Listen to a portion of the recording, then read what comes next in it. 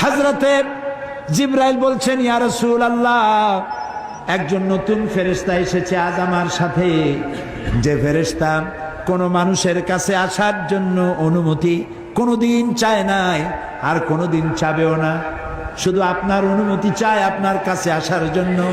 সে ফেরেশতার নাম মালাকুল মউত।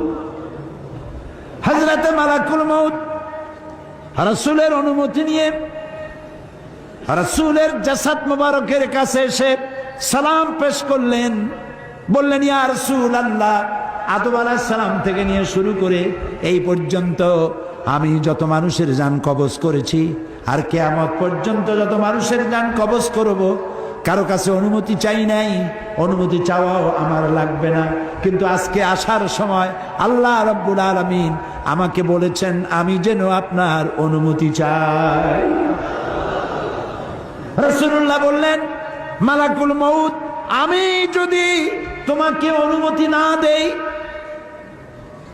হযরতে মালাকুল মউত বলেন, ইয়া রাসূলুল্লাহ, আল্লাহ তাআলা বলেছেন অনুমতি যদি না পাও ফিরে এসো। আল্লাহু আকবার, আল্লাহু আকবার। হযরতে জিবরাইল বলেন, ইয়া রাসূলুল্লাহ, আল্লাহ রাব্বুল আলামিন আপনার সঙ্গে দিদারের ইন্তজার করতেছেন।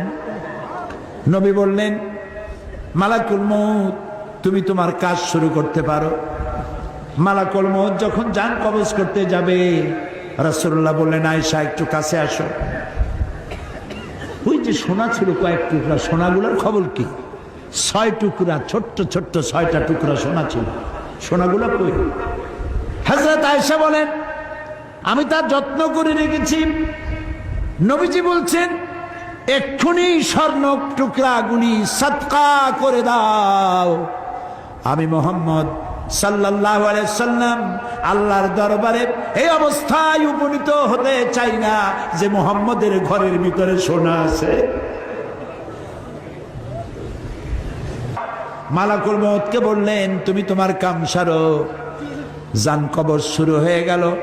নবীজি জীবনের শেষ কথা মুখ থেকে উচ্চারিত হলো, আসসালাত আসসালাত ওয়া মা মালাকাত আইমানুকুম, ও আমার উম্মতেরা, নামাজ নামাজ।